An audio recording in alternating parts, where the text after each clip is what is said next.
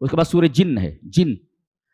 جنوں کے بارے میں آپ جان لیں کہ سورہ جن ہے. جن ایک بات تو یہ معلوم ہے کہ الجن موجودون، جی جن موجود ہیں، ہاں جن موجود ہیں. ایک بات تو یہ معلوم، اس لیے کہ سورہ جن ہے، اللہ فرما رہا ہے. اور ایک جگہ فرمایا ما خلقت الجن والانس الا لیعبدون، میں نے صرف انسانوں کو نہیں بلکہ جنوں کو بھی پیدا کیا، اور دونوں مکلف ہیں، دونوں کو میں نے اپنی عبادت کے لیے پیدا کیا ہے. تو جن موجود ہیں، الجن موجودون. ایک بات تو یہ معلوم ہے. اور الجن خلقت من النار، انسان مٹی سے پیدا کیا گیا ہے، اور یہ جن آگ کے شعلے سے پیدا کیے گئے ہیں، اور فرشتے نور سے. جی پہلی بات تو یہ معلوم الجن موجودون، جن کا وجود ہے، کوئی انکار نہیں کر سکتا.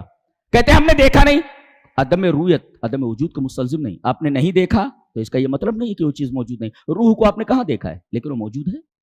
لہذا عدم رویت عدم وجود کا مستلزم نہیں ہے کہ آپ نے کسی چیز کو دیکھا نہیں تو وہ ہے ہی نہیں وہ. جی تو جن اگرچہ دکھائی نہیں دیتے لیکن وہ ہیں.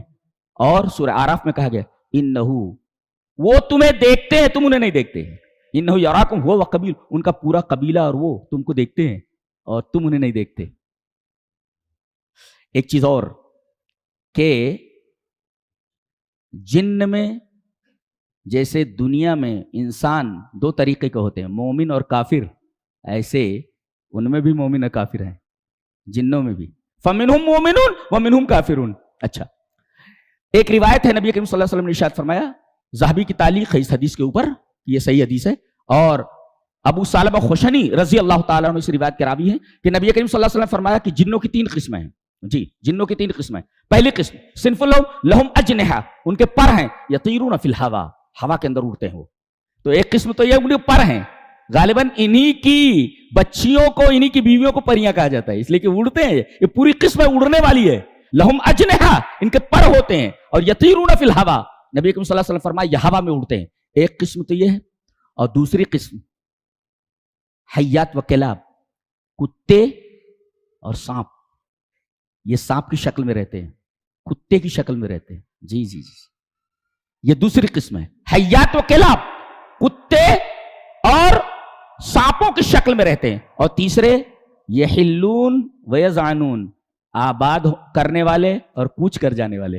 جی گزر رہے ہیں، آپ کا گھر دیکھا خالی پڑا ہے، آ جاتے ہیں، تھوڑی دیر ٹھہرتے نکل لیتے ہیں، لیکن اگر پسند آ گیا تو ٹھہر جاتے ہیں.